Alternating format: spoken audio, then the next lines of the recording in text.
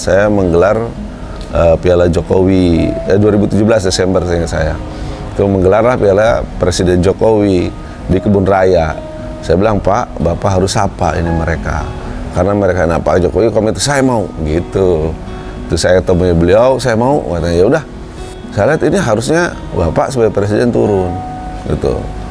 Dan sapalah mereka, karena mereka ini buat saya adalah pahlawan ekonomi bangsa, gitu loh. Nah, akhirnya alasannya apa tuh memberikan label stigma ini bahwa pahlawan ekonomi bangsa? Iya, bayangkan tidak mendapatkan ini. Nah, mereka tidak dapat fasilitas dari negara, mereka tidak dapat pinjaman dari negara, tidak dapat perlindungan dari negara.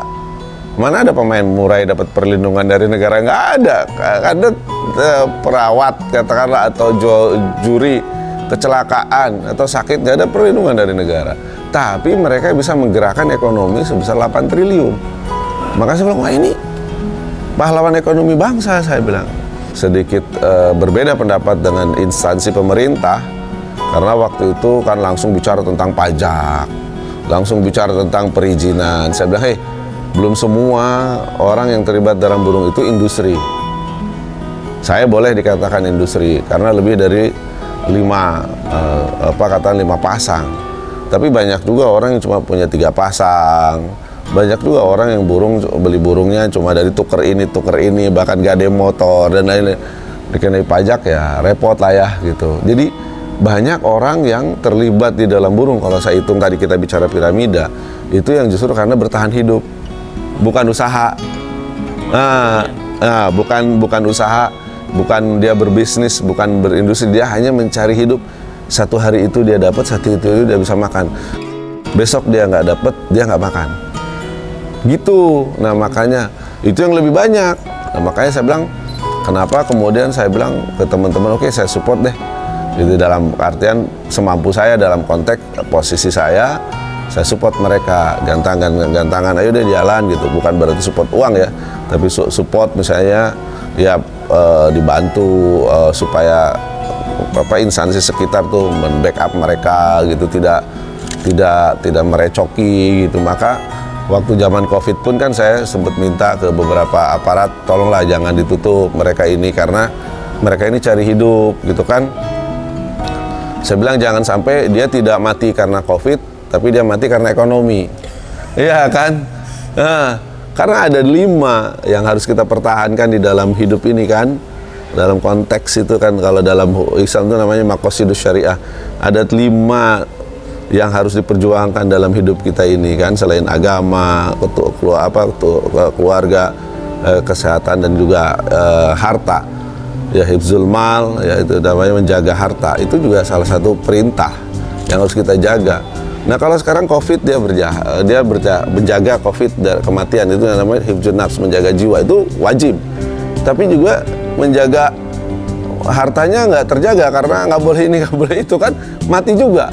Nah itulah kemudian kenapa waktu itu pemerintah menggunakan istilah PPKM, pembatasan kan, artinya Anda tetap boleh berusaha. Saya memberikan masukan waktu itu karena dalam tugas saya, kerja saya menyampaikan kepada Pak Wapres lah, katakanlah Pak Presiden, ini bahaya ini kalau kita tutup sama sekali aksi ekonomi kan, gerakan ekonomi. Orang bisa nggak mati karena Covid, tapi mati karena ekonomi kan sama aja.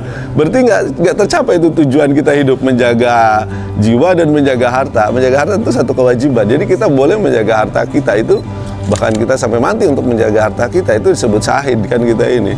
Gitu. Jadi saya bilang bisa jadi dia nggak mati karena Covid, tapi mati karena ekonomi. Dilalahnya waktu itu saya punya karyawan yang memang ya terganggu mentalnya karena drop ekonomi.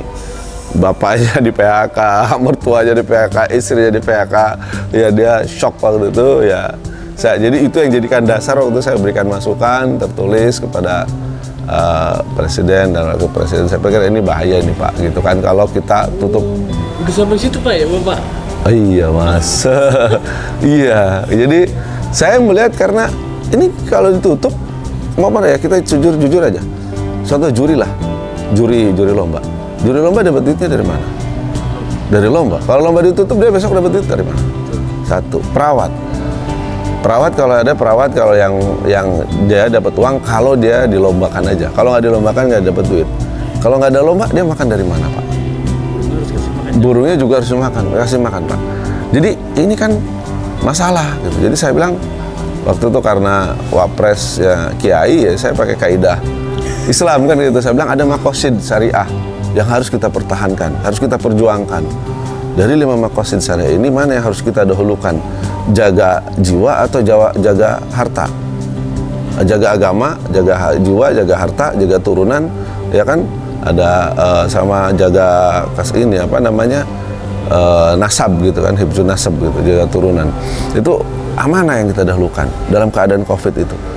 Menurut saya ketika kita jaga agama, tapi juga harus jaga jiwa. Makanya waktu itu Jumatan tidak wajib, ya kan? Itu Majelis Ulama kita minta ngeluarin fatwa. Tapi ketika kita jaga jiwa, tapi perlombaan nggak ada, ekonomi mati, bisnisnya nggak jalan gitu. Terus tutup. Saya bilang nggak bisa, karena harus dua-duanya. Nah, Pak Wapres waktu itu dengan bahasa beliau yang lebih lugas, lebih dalam menyampaikan dan kemudian disetujuilah maka istilah PPKM, bahwa jalan terus ekonomi tapi pembatasan kan gitu. Jaga artinya oke, kita jaga jiwa jalan tapi jaga ekonomi juga jalan. Akhirnya lomba-lomba. Nah, maka saya pernah melakukan protes ke beberapa instansi ketika ada gantangan-gantangan yang ditutup baik di Bogor maupun di luar Bogor. Saya sampai datengin itu instansi, tolonglah jangan begitulah, kita nggak bisa, mereka ini kesulitan ekonomi, kita nggak bisa ngasih uang mereka, tapi jangan matikan urat-urat leher mereka, kan itu bahasa saya. Dari situ melihat bahwa maka kemudian saya lihat ini juri ini orang yang harus kita perjuangkan, iya dong, karena ekonominya hidupnya di situ. Ya, termasuk wartawan burung kali ya. Yang harus diperjuangkan karena ekonominya di situ, jujur aja. Lo kita hidup di sebuah ini nggak bakal lepas dari kegiatan ekonomi. Aktivitas kita harian itu kan aktivitas ekonomi, ya kan? Kalau bahasa orang sekarang aktivitas cuan kan gitu. Ya, ketika dia bertugas dia dapat dapat uang.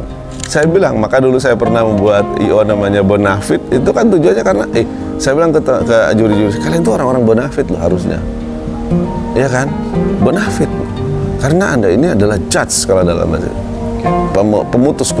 pemegang keputusan atau dalam bahasa pengadilan hakim. Bayangin deh kalau kamu masuk di daerah pengadilan itu kalau Pak Hakim datang itu semua orang berdiri. Atau kalau di jalan ada polisi, kalian kan ada simpatik atau hormat sama mereka karena dia pakai seragam, karena dia pengambil keputusan, keputusan kan hakim. Juri juga begitu. Maka saya bilang juri ini orang-orang bonafit. Jadi jadilah Anda orang-orang bonafit kan gitu. Karena saya bilang keluar Anda dari rumah, Anda pasti mencari rezeki untuk anak dan istri Anda. Maka Anda layak sebagai orang yang layak untuk dihormati. Itu sih sebetulnya pikiran saya. Maka dari situlah saya support, saya coba kan memang saya bukan ahli di IO ya.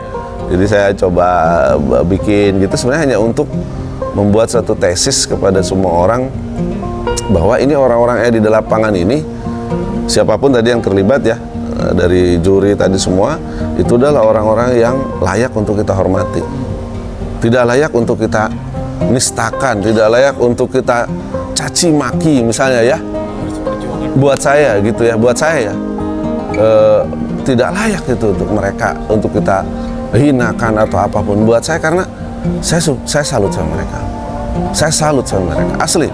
Karena mereka keluar dari rumah, datang ke lapangan, tugas gitu kan. Meskipun kadang-kadang dapat bentakan gitu. Tapi dia harus jalan untuk apa? Untuk kehidupan dia. Orang yang memperjuangkan kehidupannya adalah orang yang harus kita hormati dan bahkan kita salut buat dia. Maka saya bilang, saya salut. Makanya buat juri, ya paling kalau ada kejadian misalnya saya digoreng bahasa, ya sudahlah gitu. Mungkin dia lagi butuh gitu. Alhamdulillah saya agak terganggu, kalaupun saya juga digoreng gitu kan, kira-kira masih punya syukur lah saya masih punya priuk lain gitu kan. Tapi mereka, cuma memang itu tentu tidak halal ya, bagus, bukan membenarkan ya, tapi maksud saya kalau bisa yang bener lah gitu, cara-cara yang bener. Tapi artinya itu posisi yang buat saya adalah posisi yang harus saya hormati, karena beyond that, artinya lebih dari itu, Mereka adalah orang-orang yang memperjuangkan kehidupan bagi dirinya, bagi istrinya, bagi anaknya. Selesai. Termasuk Anda kan. Wartawan keluar rumah apa? Tujuannya ngapain kayak gini-gini kan, untuk pasti bahasa anak muda cari cuan gitu kan. Untuk apa? Untuk anak istri kita kan di rumah, ya kan? Masa nggak harus dihormati gitu? Ya, artinya maka kemudian ketika kita harus menghormati, kalau Anda tidak bisa menghormati dia, maka manusiakanlah dia seperti manusia. Minimal itu. Ya, kalaupun Anda tidak harus hormat sama dia, tidak harus tunduk sama dia, gitu loh minimal. Tapi minimal manusiakanlah dia. Bagaimana Anda memanusiakan manusia? Anda manusia, senang nggak Anda dipuji? Pasti senang. Ya sudah, puji dia. Anda sebagai manusia senang nggak dicaci maki? Nggak suka? Ya sudah, jangan dicaci maki. Gitu kan? Sesimpel itu loh. Cara menghormati seseorang, cara memanusiakan manusia, selesai buat saya gitu. Makanya kalau saya lupa kadang-kadang anak-anak udah jangan udah selesai gitu kan, udahlah gitu, udahlah. Karena ada hal yang lebih besar buat saya. Ada yang lebih besar tadi adalah sebuah penghargaan kepada sebuah profesi gitu ya, bahwa di situ ya bahasanya adalah penghargaan kepada sebuah profesi. Saya melihat lebih dalam dari situ adalah penghargaan kepada seorang pejuang yang memperjuangkan kehidupan dirinya gitu kan, istri dan anak. Itu yang saya bilang tadi, hifzul mal, hifzul nafs. Dia memperjuangkan jiwa raganya. Itu orang yang harus kita hormati, ya kan? Maka saya bilang, kalaupun Anda tidak mampu menghormati dia, ya seperti Anda menghormati pejabat ataupun siapapun yang lebih tinggi, minimal Anda menghormati dia sebagai manusia, gitu. Tidak memperlakukan dia seperti binatang atau anjing apa. Makanya saya suka kadang prihatin kalau di lomba, aduh ada yang sampai keluarin kata-kata gitu yang agak kasar, ya Allah gitu ya. Dan tadi rata-rata itu yang ada yang 5% itu, yang tidak 1% itu. Makanya saya sering nasihatin teman, udahlah, kita kan nggak miskin dengan keluar uang sebegitu gitu kan. Ya tapi ya udahlah, nanti kita baik-baik aja gitu kan. Manusia kok, kalau manusia ditegur dengan cara manusia, dia akan lebih nerima.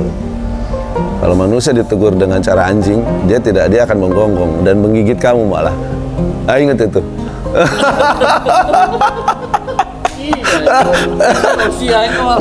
Ini wawancara apa? Ini tausiah ya kan?